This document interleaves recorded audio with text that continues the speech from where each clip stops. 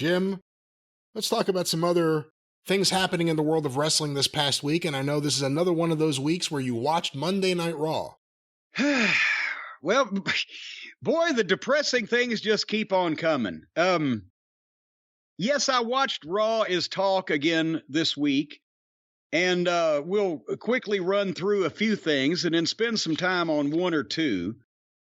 But again, I think this is worse than last week when I'm going to try to skip ahead here in my notes in a second because I'm going to spoil something. Bing, bing, bing. Here's one note. I don't want to see any more of this show. When did you? Hold on. We have to figure out when you said that. Is that the game? It was right after the top of the 10 o'clock hour. Oh, the game's over. All right. So basically, at where is my notes? By the time the main event started, 2 hours and 40 minutes into the program, we were at 17 minutes of wrestling. I'll skip ahead and let you know that. So the first segment, Becky Lynch was in the ring with Adam Pearce, and Adam Pearce his name was mentioned. He got a mixed response from the crowd, a few pleasant claps and some hoots and catcalls.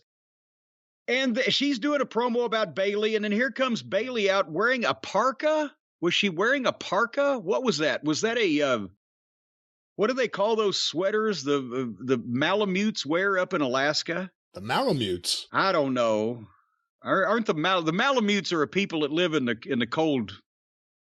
Or is that a dog? I can't remember. They're up there in Alaska. It's getting mighty cold in here right now. Maybe they're the native people of Alaska, the Malamutes.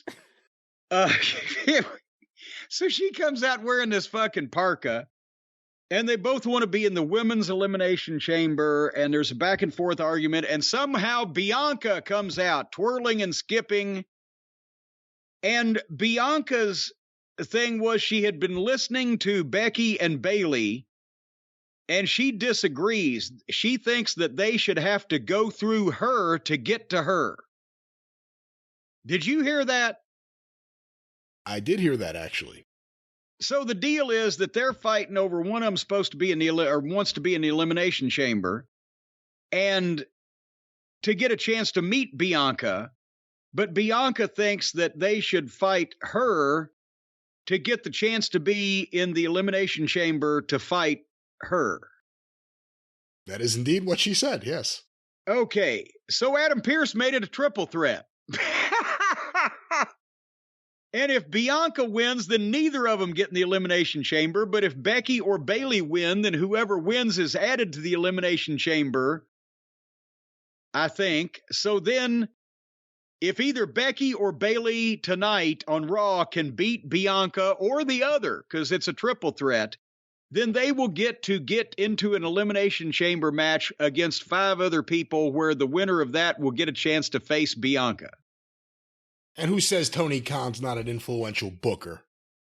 You know what? That's what they did. They mixed up their columns. Columns went out instead of down, right. And they got all flummoxed there. At least the promo was only 10 minutes. They put up a graphic for that Elimination Chamber match, and I immediately started thinking, if they want me to watch it, they better add Becky or Bayley to that match, because there's no star power other than Rhea. Well, Rhea's not even in the Elimination Chamber. She's in the mixed tag. No, she's in the mixed tag. Yeah. Which is why I'm saying they got to have a women's elimination chamber. So, speaking of Rhea, the Judgment Day was in the back doing a promo, and Damian Priest says he's going to win the elimination chamber. I think he's going to beat up Piper Niven and fucking Liv Morgan in the elimination. Oh, hey, there's a men's elimination chamber too. It's so confusing. But Mommy is still traveling the world. She's not there. And tonight they're going to wrestle the Street Profits. And that son of a bitch is exactly what happened. After the break, there we go, Judgment Day versus Street Profits. Do they not do this every week? Yes, they do it every week. Even when it's different people, it feels like they're doing the same thing every week. So the bell rang 20 minutes into the show for the first match. And they went under 2 minutes, and we went to a break. And they came back and we went 3 more minutes and Finn Balor won with a foot stomp on old Daryl Dawkins.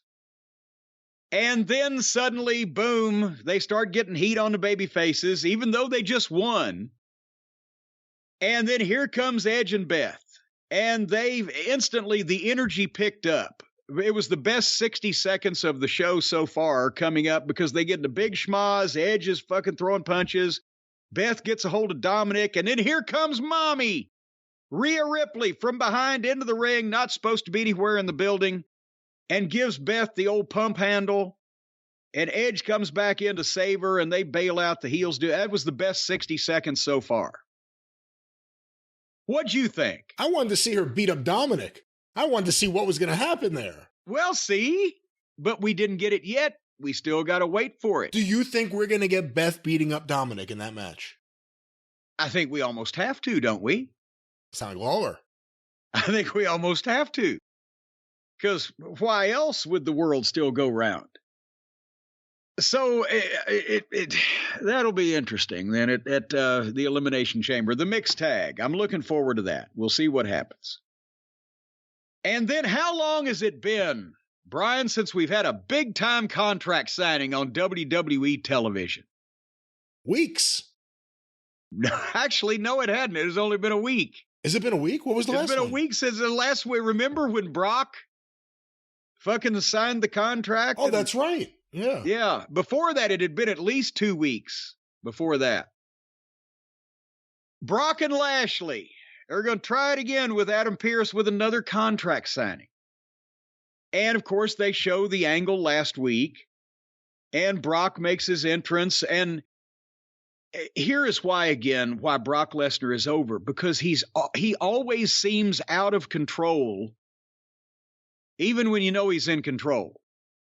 He's a beast that won't obey or that might go into business for himself or who knows what the fuck he's going to do. And he's just a badass, right? And one that just a little thing. He doesn't go in and pick one of those big overstuffed chairs up for the contract signing and pick it up over his head and make a big show, Hulk smash and throw it out. He just grabs the fucking thing and flings it out like it's a goddamn 6-ounce plastic chair and lets it go flying to ringside. And people, oh, shit.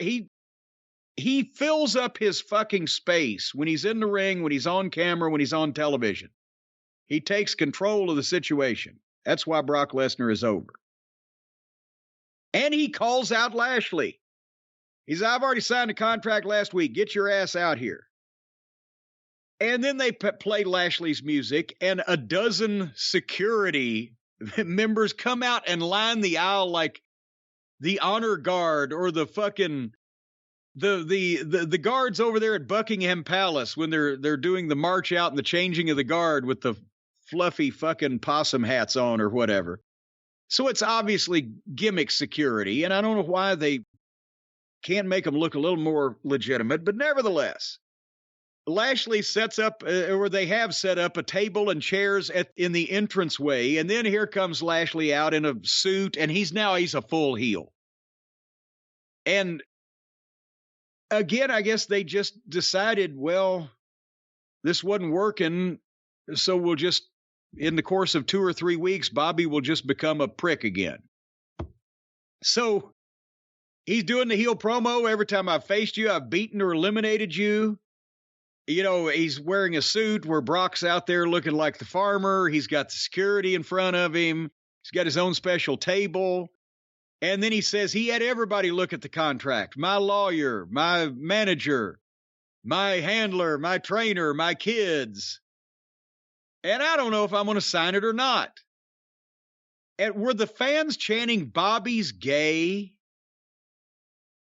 I don't think so, but I don't know. There was a chant that came up, and I'm trying to, again, I couldn't hear it well, but the people were chanting, and it sounded like Bobby's gay. It would pertain to nothing that had been said. I don't know. But anyway, they're already on him. Point is, they've taken Brock's side. They're already on Lashley, the way he's acting and the heelishness, so this is working. And thankfully, I think they may save Bobby, switching him back heel. And Brock says, well, I'll just come down there and beat your ass and make you sign the contract. And Bobby said, you don't have the balls. And here goes Brock, and he dumps several of the security guards, and the rest of them just said, fuck it, and didn't make a move. And he charges Lashley, and Lashley backdrops him right on the fucking floor, full backdrop, and then dropped down and hit him with the spear. This time, Brock goes down and is selling. So now we get a little tit for the tat. Poor Bobby's been a floor mat here past few times, but now boom, and he signs the contract and drops it on Brock. So nice little segment there for Elimination Chamber.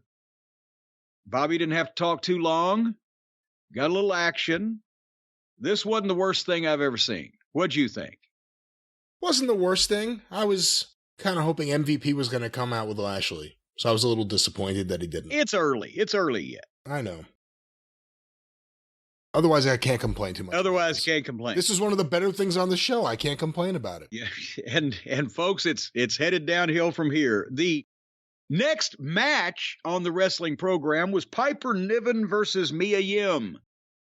And the bell rang, let's see, for the second match of the night, 50 minutes into the show. And in under 2 minutes, Piper Niven hit the black hole slam on Mia Yim, 1, 2, 3.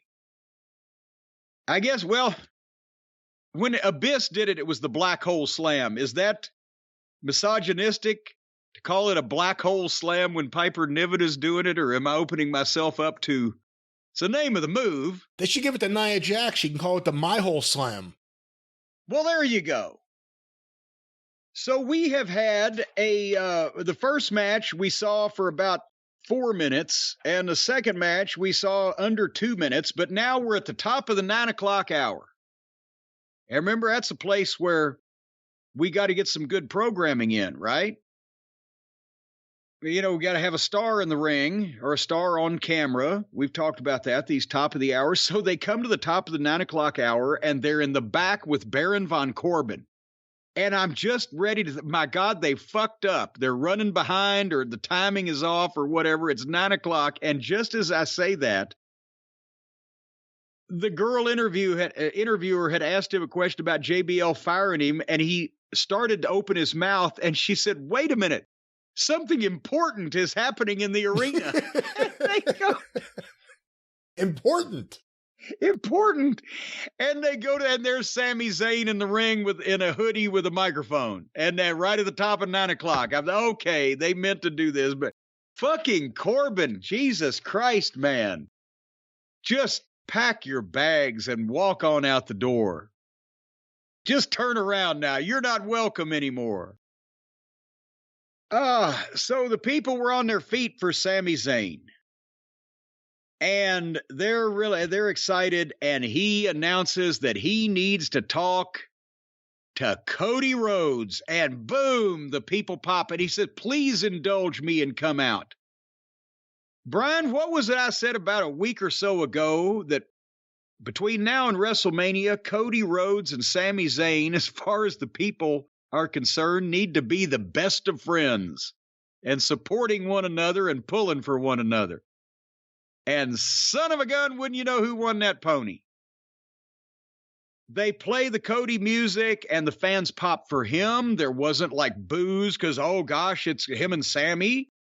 They did the whoa for his entrance. Everybody's got a whoa in their music now.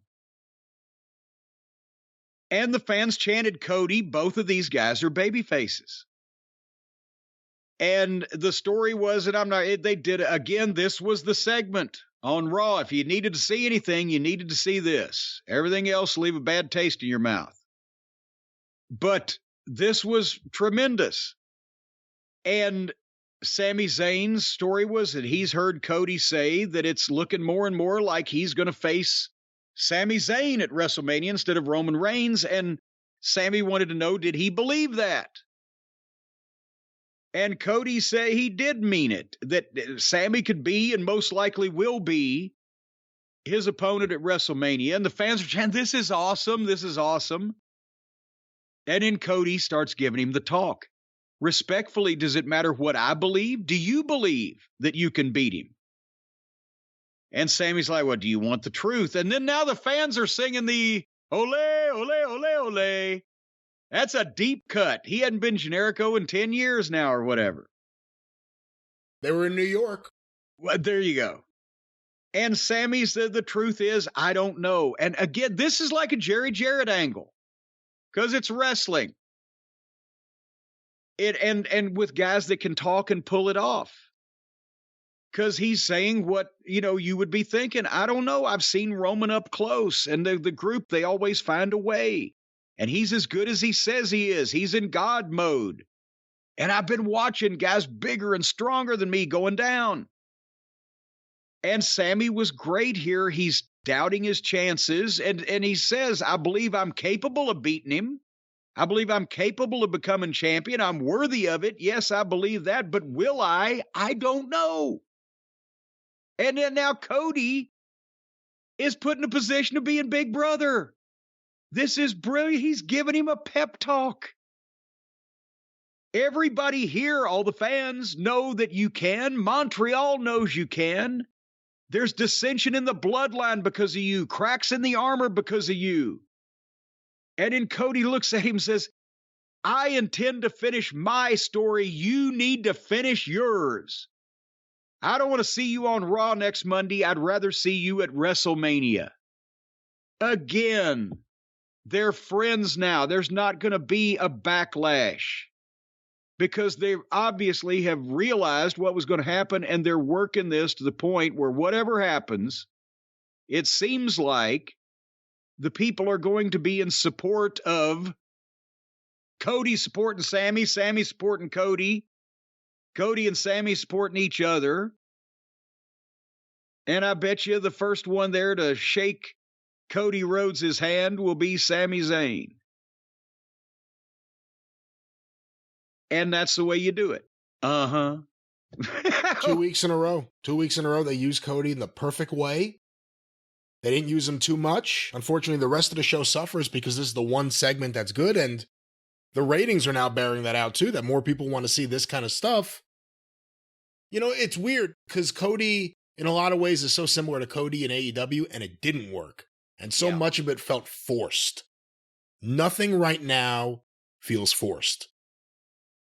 And, and I'm sure a lot of the creative team is going to, the best ratings of the show was for a promo. So let's do more promo. There's the problem. The whole show is a promo now. It's the promo with the people that can talk, that the people are interested in hearing talk, not just because it's a promo. And the matches could not even be possibly any less important. And there's where you get in trouble because you can't have guys talking for 3 hours, even though they do already. And the problem is they've got 20% of the amount of people watching this they did 15 years ago when everybody wasn't talking all the fucking time. And I'm a fucking manager. If it wasn't for promos, I'd have been out of business. But you can't do it for fucking 2 hours and 40 minutes out of a 3-hour program. Anyway, 20 minutes after Baron von Corbin was last addressed, they go back to him in the back. And his story is that I'm better off without JBL holding me down and giving me bad advice. And he's pissed off at Sami Zayn for interrupting him and this whole thing with Cody. And he starts knocking Cody. And they're behind Corbin. Cody comes through the curtain like he's just done his promo. And he starts hearing this where Corbin's knocking him. And finally said, I didn't like Dusty either. And Cody blows into him and fucking tackles him. And boom, boom, boom, they fight out into the arena. And Cody's still in his suit, and he's stripping off pieces as we go. And they go to the ring, and the bell rings, and they have wildness for, a minute and a half or whatever, around ringside. Fought on the announce desk. Cody hits the crossroads. Boom, 1, 2, 3. And this was a great bit, and it was different, and it woke people up and got their attention, and the guy's fighting in a fucking suit. And it needed to be 2 minutes or less because of the presentation of it. And this was at least a little different and again, something else for Cody to do. And it was impromptu and looked impromptu.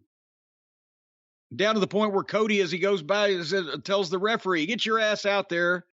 We're going to have a fucking match. But at the same time, we're now, Jesus Christ, are we at 9:30? And we've had a good promo segment and 60 seconds of nice action with Edge and Beth, and this 2 minutes in an hour and a half. What'd you think there? I mean, back to the Cody and Sammy thing, I really love that, and I think they've done a really good job of building up anticipation what could happen this weekend in Montreal. The thing with Corbin, I thought it was kind of funny they returned to him after cutting him off earlier, which was just perfect the way it was done. What do you think he's done?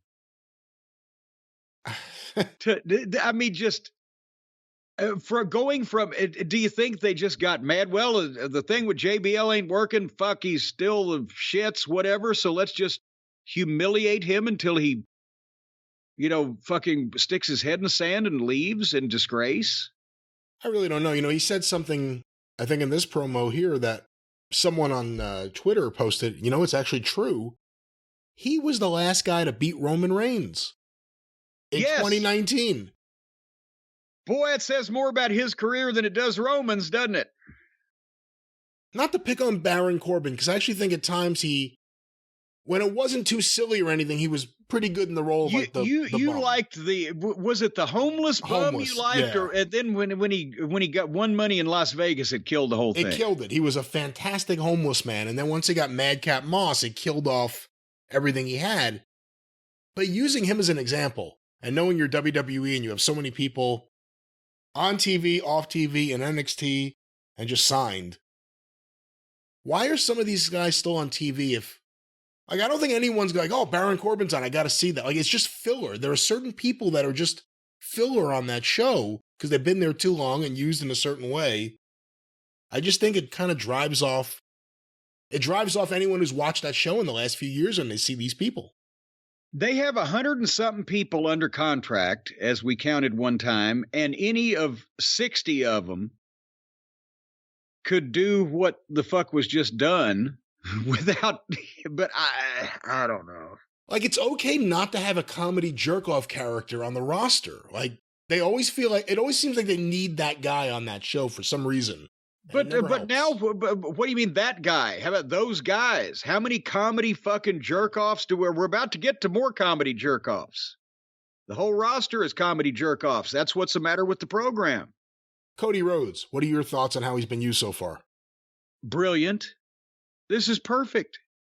Again, the fans have organically got behind Sami Zayn, that word that's being used so much lately. And they were in danger of it was Bryan Danielson and Roman Reigns several years ago, right? That the people wanted Danielson and the office wanted Roman, and there was issues. Well, now the people are behind both of the top baby faces that are both working in their own way, independent of each other, and now together to bring an end to the reign of terror of the longest running champion and the blah, blah, blah, and the bloodline. This is perfect. And the fans are not booing either Cody or Sammy. Just to play fantasy booker, since the pay-per-view, have we heard or seen anything from Kevin Owens? I don't think so. I mean, it's Montreal. He's got to play a part in it somehow, either helping Sammy or suddenly turning on Sammy. Oh, if he's not booked on the show, he'll hit the ring as a shoot to be on the show with Montreal, Steen. So, yeah. And see, that's again, then you've got some intrigue. If they have Zayn and Owens against the Usos, but the relationship between Sammy and Jay now. So there's it's very interesting. Well, the other thing is, for once, those two want a WrestleMania match at some point. What if Owens turns on Sammy in Montreal, in their hometown? I don't know. It's an interesting what if. I don't know about that. Because I don't think they're going to take Owens in the bloodline. I don't think that Heyman can afford the sushi and steak. But anyway, so the next match was Carmella, Nikki, and Asuka against Raquel and Liv and Natalya. And the bell rang an hour and a half into the show, and we've had less than 10 minutes of action in 3 matches, one of them unscheduled. And in this match, they go 2 minutes and went to the break. And then they came back, and in under 2 minutes, Asuka's team won. So now we're at 4 matches, 1 unscheduled, and we're still under around about 14 minutes. And then they did some comedy in the back with Otis. I put comedy in quotation marks. Otis and Shoosh Boy and the models and Maxine Dupree. There was Mansoir and Monsway. And I thought everybody involved in this except the girl should have quit on the spot when asked to do this just out of pride, if nothing else. The girl shouldn't have a job to begin with, so what the fuck? She can do anything. It's just... And then they expect people not to change the channel when Gable and Otis stumble out, when they present Otis as this blithering dipshit and Gable as Shoosh Boy. And they're interacting with, and they couldn't. I know Vince came back, but would he notice if they just took the models off television now that, LA Knight's not a part of it? Does anybody give a shit about the rest of them? No. So then, Bronson Reed versus Muhammad Ali. Mustafa Ali is how they pronounce it. Well, he must have pissed somebody off because they were pushing him for a while and now they just fucking squashed him in less than 3 minutes. The bell rang at 9:48 p.m. Eastern. We're at about 13 minutes of wrestling over 4 matches. Again, this should have been a squash match. I love Bronson Reed. That splash off the top rope is badass. But a pattern is developing here. Entrances take forever. Interviews take forever. Packages take forever. The matches, let's get this over with as quickly as possible. One of the problems I have watching this and this show, and after that Cody segment, the show kind of felt like it was over. Whether you want to believe that or not, after that Cody segment, it felt like it was over. Yeah. It felt like time for bed. Now, I was getting very sleepy, is what I was doing. I was starting to nod off into blissful dreamland, into somnambulism. And you know why I was doing that, don't you, Brian? No. Because of those no good, sorry son of a guns over at Helix Sleep. No, they're good people. Don't say that. No, they make such great mattresses you can't stay awake on these things. Well, that's true. That's the problem is, as a matter of fact, I am now sleeping between 16 and 18 hours every day. Simply because once you I don't care if you sit down on it, you put your butt on it, you're going to sleep. You're going to be sleeping sitting up. If you lay down on it, you're going to be sleeping. If you lay face down, you're going to go to sleep on it. You can't get enough air because you go to sleep so quickly. They should have a warning label on these Helix mattresses, no matter what kind of position. Let's say you get suplexed. Let's say you get press slammed. Let's say you get blue thunder bombed onto this bed. It doesn't matter what position you land on this mattress, you're going to go right to sleep because that's how comfortable those people at helixsleep.com make these mattresses, and they're killing my life. I can't get out of bed. Good heavens. And it's very detrimental. Let's say you want to do something else in bed. Let's say you want to eat in bed. Let's say you want to have a little nookie. You can't stay awake.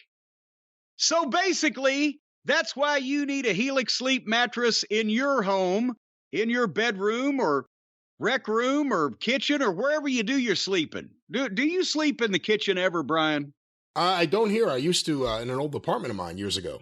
Aunt Lola and Uncle Tommy used to when they lived on 13th Street up in Covington. They gave Grandpa John the nice bed, and they'd wheel the bed with wheels in it into the kitchen at night. But nevertheless, I digress because that's before they made the Helix Sleep mattresses. Aunt Lola and Uncle Tommy would both still be here if they'd been able to sleep on a Helix Sleep mattress. Now, what makes these things so special, you might ask? Well, I'll tell you. What they do is they make different kinds of mattresses for different kinds of people. They got mattresses for big and tall sleepers, a mattress made just for kids, a collection of luxury models, stuff that cools you down if you sleep hot. And the way you determine which mattress you'd like to have, all you got to do, go to Helix, that's Helix, helixsleep.com, and take their quiz. It takes about 2 minutes. Just about the same length of time as a WWE professional wrestling match. And in that 2 minutes of time, then you will tell them whether you like to sleep on your side or on your back or on your head or with your nose stuck up somebody's ass, whatever the case may be, however you like to sleep. Then they're going to pick the model that is most responsive to you. And they will tell you which one you'll like and you will order it. And if you don't like it, well, besides the fact that they've got the 10 or 15-year warranty, depending on the model, so this thing's covered. I mean, holy mackerel. Many of us won't be alive. The warranty will still be available on these mattresses, but also you get 100 nights risk-free.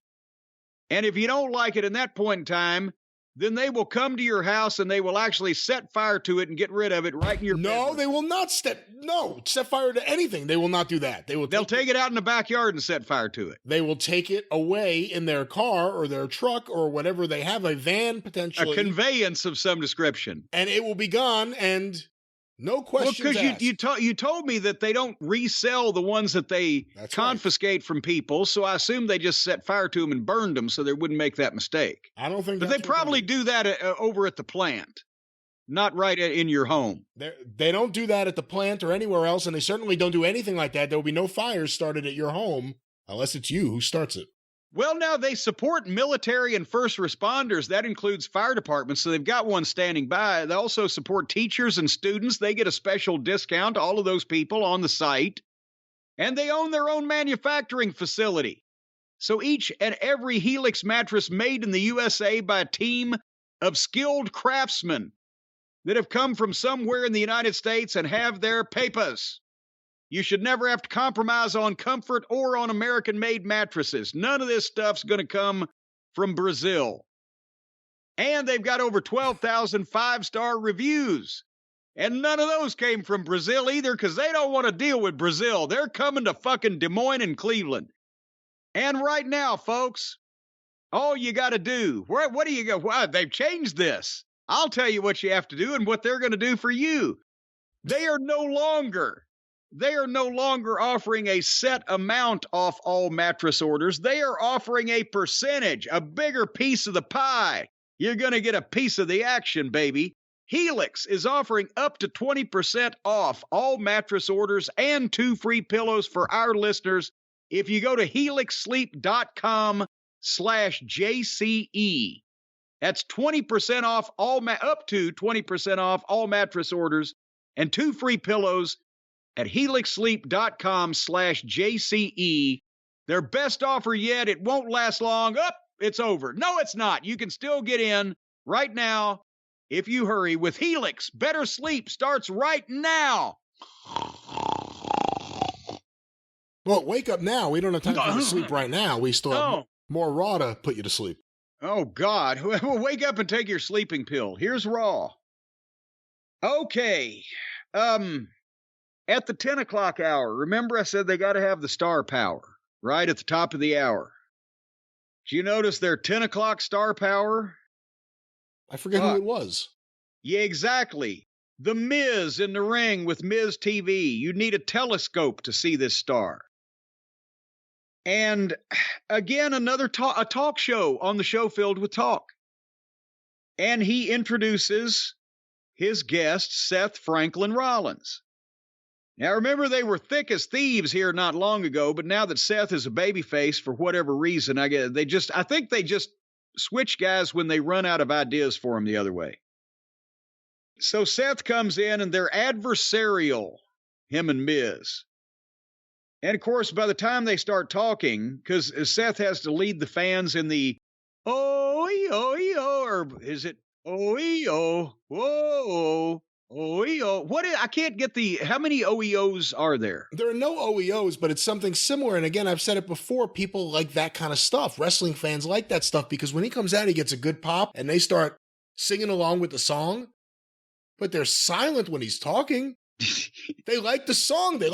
Wrestling fans like reacting to entrance music now more than ever before. And he's got a song he's got to sing, and he's going to sing it. So they took a while. You want to be a wrestling star? You just got to come out there and just get someone, just something like that over and over so people in the arena can do it with them. Because Cody's got the oh, and Seth has the ole, ole, oh. Becky also has oh. Becky's got oh. And then Generico had the ole, ole, ole, ole. And then Nia Jackson got, oh, my hole.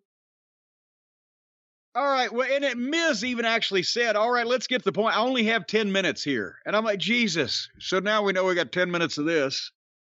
And Seth Franklin Rollins was wearing inflatable red balloon boots. I don't know why. It's a stupid thing that, I hate to put it this way, but it's the only way to put it. Among certain people is fashionable right now. And at least it's trendy and something people are talking about. Because the other day during a Nick game, the music producer Duplo, or Diplo. Duplo? What's his name? Diplo or Duplo? I tell you, it's your story. And I never listened to his shit, but either way, this idiot was sitting fucking courtside wearing those giant red boots. He looked ridiculous, and everyone started making fun of him. Well, these two look pretty fucking ridiculous, and Seth had balloon boots on. And they argued for about 10 minutes. Miz's point was that Seth will never main event WrestleMania like he did. And Seth took exception to that and started taking off his dressing for pleasure outfit. Looked like he was on the board of directors of a massage parlor. And he punches Miz, and then suddenly Theory appears and pulls Seth out to the floor, and Seth beats him up.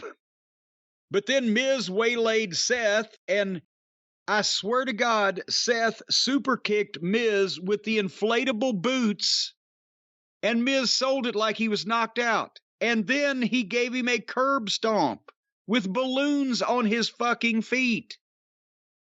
And he sold that. And it looks like a bunch of kids having a birthday party in a bouncy house at this point. And then Theory comes back in the ring and gives Seth his finish. And that's where I wrote, I don't want to see any more of this show. Hey, Jim, I have an article here from the Wall Street Journal, February 13th, 2023. Jacob Gallagher, the author. By turning wearers into cartoons, these big red boots and their makers have the last laugh. They are taller than a 2-liter bottle of Coke, and the shade of an overripe tomato. Collectively, they weigh about as much as a newborn, a massive 3.5 pounds each. And they are easily the most attention-hogging thing I'd ever put on my size 11 feet. 3.5 pounds each. What do you think of that? They seriously look like balloons. So, but again, 3 pounds is, what's that? 3 boxing gloves. If they use the 16-ounce fucking gloves. What do you think of Rollins right now? Of Seth Fran Drescher Rollins? I don't think of Seth. I don't know what any of this is. The weird voices and the cackling and the clothes and the back and forth. Is he a heel? Is he a baby face? I don't know what. It's a guy trying really hard to be interesting, and he's not. And the sad thing is, I think if it was just simpler, everything would work better with him, because there are times he's acting like the usual jerk, and then all of a sudden something happens and it gets serious, and he has a great serious face. Yeah. But then he goes back to the silliness. I just don't think this does anything that people like singing to his music, but do they want to see him on that show otherwise? I don't know. You can be a guy with a good physique and long hair and flashy clothes and a snappy dresser and cut a promo and not just go so fucking. It's like, what in the world is going on? They want everything over the top so far that it comes around the other side. Anyway, And now, by the way, they actually had, because I know he didn't go into business for himself and do this on his own, Miz gets curb stomped with the balloon boots and lays there in the break selling in the ring while they change the mat around him and the whole night. And there was an interview in the back where Booger and Ezekiel were in the back giving each other backhanded compliments. Apparently now Ezekiel's a fucking heel. And then they come back and the match is supposed to be Booger against The Miz. And I'm a fucking seriously, again, we ring the bell at 10:15 Eastern time, 2 hours and 15 minutes into the program. We've had 4 matches with 16 minutes of wrestling, and Miz is there saying, no way we're having a match right now. I've just been beaten up and assaulted. And then they ring the bell, and Booger gives him a suplex, picks him up like a barbell and curls him 10 times, presses him, slams him, and beats him 1, 2, 3 in less than a minute. And I'm not arguing with The Miz doing a job. I think he should do a bunch of them on the way out. But again, let's get this match out of the way. We're stuck where we got to get to a new entrance. Get the match out of the way.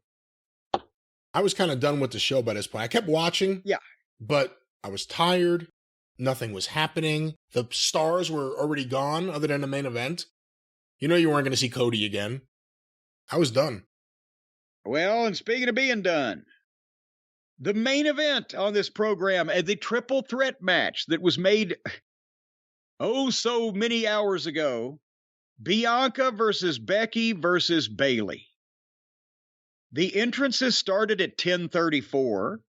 They went to break at 10:37, and they come back at 10:40. The match has already started. A 3-hour show, and one match is going to be longer than 3 minutes, and it's the fucking girls' match. No wonder nobody watches wrestling to see a fight anymore. They don't have any. It's a fucking rib. So now, basically that was, and I don't remember or care who won this thing because I've watched 3 hours to see anything remotely fucking exciting or money drawing besides the one promo, and they get to the main event match when they haven't had a real match on the whole show, and it's fucking girls in a fucking triple threat. Yeah. Who's that? Hey, I don't know. I'll see here in a second. I don't know. I don't know who it is. I'm afraid to answer it and just cuss them blindly because it might be somebody that might be paying me money soon. Anyway, that was Raw. That was Raw. Boy, was it. Raw rolls on.